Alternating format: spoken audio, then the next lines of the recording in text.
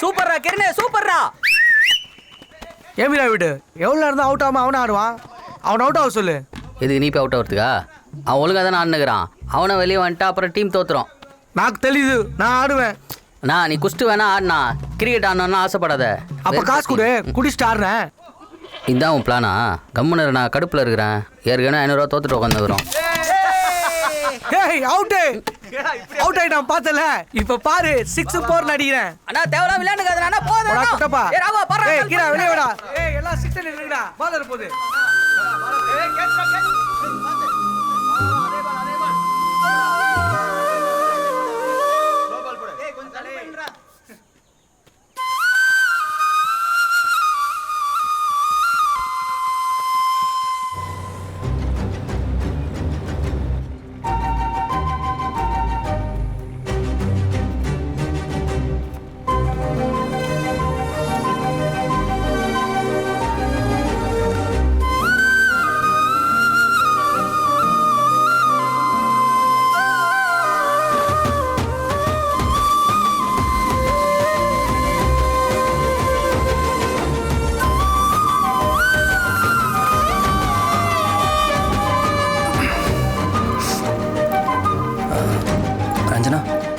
ரஞ்சனா,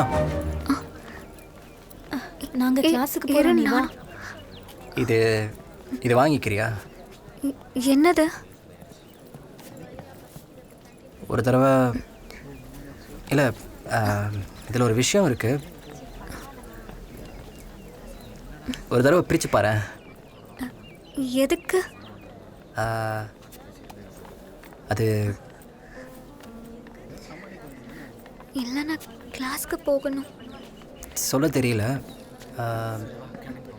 நீ சாப்பிட்டியா? எதுக்கு இதெல்லாம்? உன்னைத்தான் வரைஞ்சிருக்கேன்.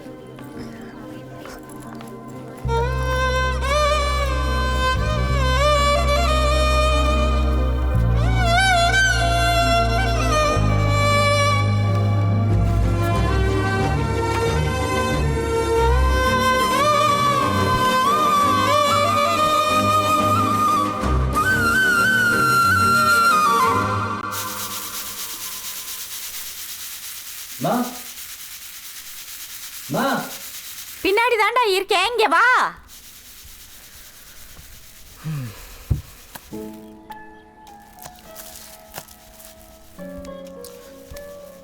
என்னதுடா அது?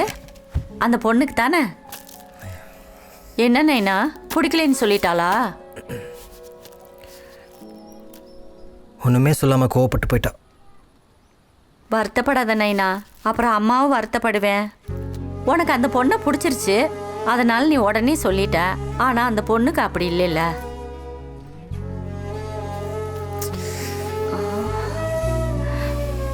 ஆமா, சாக்லேட் அவளுக்கு கொடுக்க தானே வாங்கின. இவ்வளவு பெருசு எவ்வளோடா? 140 ரூபா.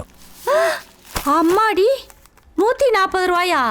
எங்களுக்கெல்லாம் சாக்லேட்னா இத்தினோண்டு ஆசை சாக்லேட் தான் தெரியும். 140 ரூபா சாக்லேட்டுக்கு 1 கிலோ கறி வாங்கி துண்ணலாமேடா. நீ என்ன பண்ற?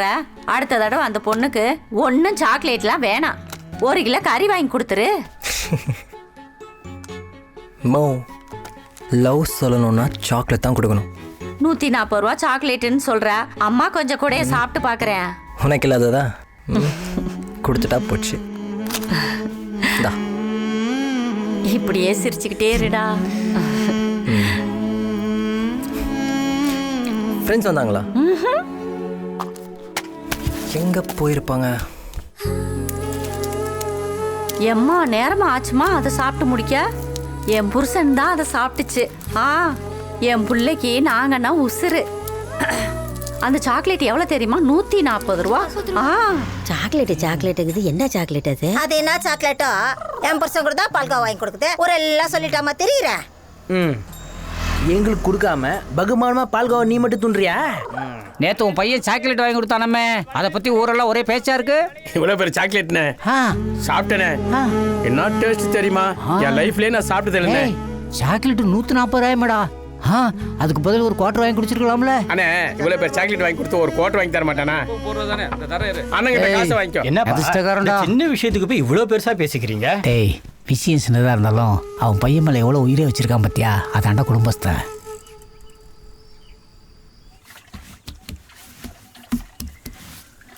இதுக்கு ஏன் தெரியுமா கல்லுன்னு பேர் வந்துச்சு? ஏன்டா? இது குச்சா உடம்பு கல்லு மாதிரி ஆயிடும். உடம்பு மட்டும் தான் கல்லு மாதிரி இருக்கும், மனசு சும்மா ஜில்லுன்னு இருக்கும். நான் விஜயனா வச்சுட்டு போனா நான் காலி பண்ணி தரேன் போ. காலி பண்ண நான் பத்தாது, இன்னும் காசை நிறைய கொடுங்க. எடுத்தோண்ணா. இன்னும் 2.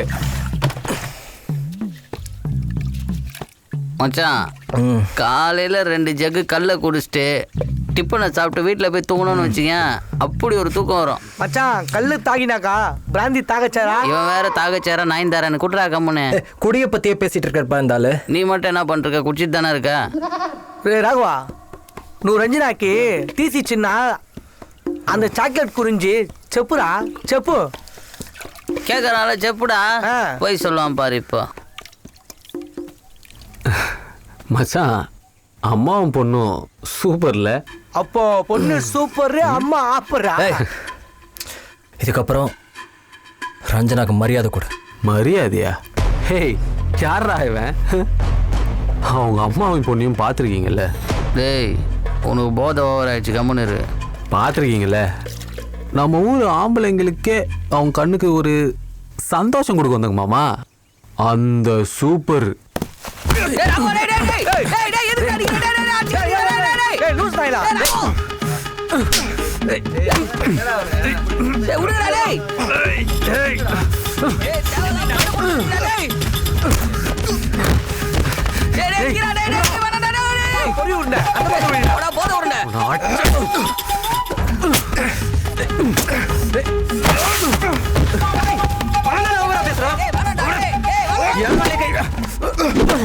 இவங்களால போதை இருந்துச்சு. இவனு சண்டையில கல்லு கொட்டுற போது இருக்கிறது அரை குடம் தான். அரை மண்டி அடிச்சு திறக்கிறாரு.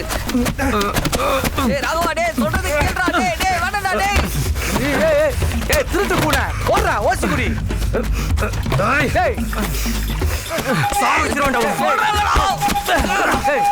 சண்டை போடுறது போதும், கல்ல குடிடா. நிறுத்துங்கடா, சண்டை முடிஞ்சிச்சுல, போதை இறங்கிட்டு இருக்க குடிக்கிறா. நம்ம குடியில ஓடா. அதுக்குள்ள பேசா இவனுக்கு என்னடா? அதுக்கு சண்டை போடுவியா? கை வைக்கிறா. நில்றா, எங்கடா போற? டேய் டேய் சொல்றது கேளுடா. கஷ்டல்ல. மாமா மாமா சும்மா இருடா. மாமா மாமா நான் பார்க்கறேன். பேசாம வந்துரு. வாய் மூட்டு வா. மாமா மாமா வேணாம் மாமா. நாகம்மா விட்டுருமா. நாகம்மா வெளிய வா. புள்ளைய ஊர் மேல விட்டு வீட்டுக்குள்ள இருக்கறியா? எதுக்குமா இங்கே வந்து கத்தின்னு இருக்க? உன் புள்ள என் புள்ள எப்படி அடிச்சுக்குது பாரு. ஏமா ரோட்ல இருந்து கத்துற? வீட்டுக்குள்ள அம்மா உட்காந்து பேசலாம். தெருவில் வந்து நின்னுக்கே உங்களுக்கு கோவம் வருது. என் புள்ளைய எப்படி அடிச்சுக்காம பாரு உன் புள்ள. சொல்லல? ஏன்டா என்னடா இது உங்களுக்குள்ள? இல்லப்பா சும்மா பேசிட்டு இருக்கோம். உன் புள்ள இதெல்லாம் சொல்லல. என் புள்ள ஏதோ ஒரு பொண்ணு கிண்டல் பண்ணா உன் புள்ளைக்கு என்னவா? ஒரு பொண்ணு கிண்டல் பண்ணாலே அடிச்சிருவானா உன் பையன்? மௌ சும்மா இருங்கம்மா. ஆம்பளை பையன் பொட்ட பிள்ளைய கேலி பண்ணா அப்ப சும்மாவா விடுவான்? என் புள்ள கரெக்டா தான் அடிச்சிருக்கான். இங்க வந்து கத்தாம கிளம்பு. ஓ நான் பேசுறது தப்போ? நாகம்மா அதுக்கு நடிப்பீங்களா? சும்மா இருங்கம்மா. நீ முதல்ல போறியா இங்க இருந்து? ஆமா. ஊட்டாட்ட வந்து கத்திக்கிட்டு இருக்குது. லட்சுமி வாடா. ஆமா மா. பாத்தியா லட்சு? பசங்க பிரச்சனை எதுக்குடா எங்க வீடு வரைக்கும் எடுத்து வந்துக்கிற? நோ இதுதானா? இங்க பாரு என் புள்ள எப்படி அடிச்சுக்கான் பாரு. ஏய் என்ன உனக்கு முதல்ல இங்க இருந்து கிளம்பு. நோ நான் இல்லனா இதான் முதல்ல இழுத்து கூட்டு போ. சின்ன பசங்க மாதிரி சண்டை போடு. போடா. அடிச்சு மண்டி வாட்ச் பண்ணு பார்த்தா சப்புன்னு முடிஞ்சிச்சு. நீங்க டென்ஷன் ஆகாதீங்க. லட்சம் நான் பெங்களூர்ல இருந்து சரக்கு தேய்ச்சினாடு நைட்டு சிட்டிங் போட்டு மஜா பண்ணலாம். நோ சும்மா தான் மாமா. இவ்வளோ சண்டை போயினுக்குது. சரக்கு போறத பத்தி பேசுகிற. சரக்கு போட்ட சண்டை சரியாயிடல. சரக்கு போட்டதுனால தானே சண்டையே. தேவையில்லாம எதுக்கு அவங்ககிட்ட நீ சண்டைக்கு போன? அந்த அம்மா பாரு எப்படி வந்து கத்திட்டு போகுது. நான் ஒழுங்கு மரியாதை சொல்றேன்.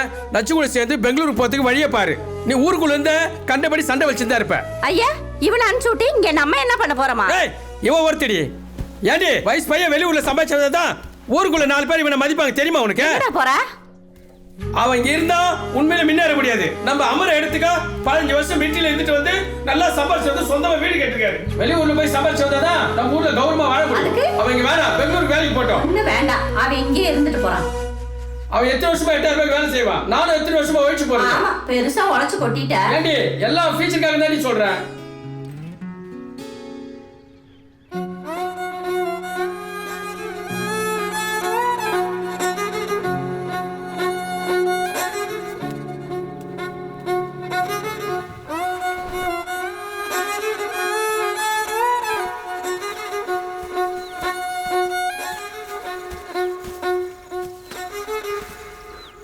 பார்த்து.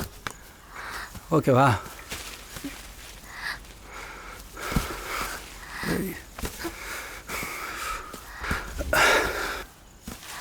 இன்னும் கொஞ்சம் தூரம் தான். கொஞ்சம் தண்ணி கூட. ஏப்பா ஒன்றும் இல்லை. பார்த்து.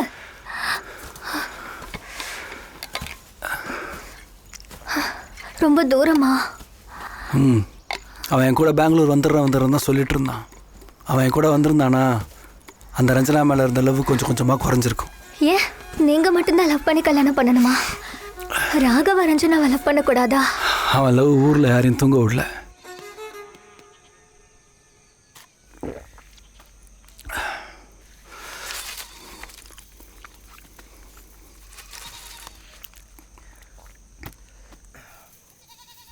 இந்த வாட்டி கூடவே பெங்களூர் வந்துடா. ஏதாச்சும் வேலை இருந்தால் வாங்கி கூட.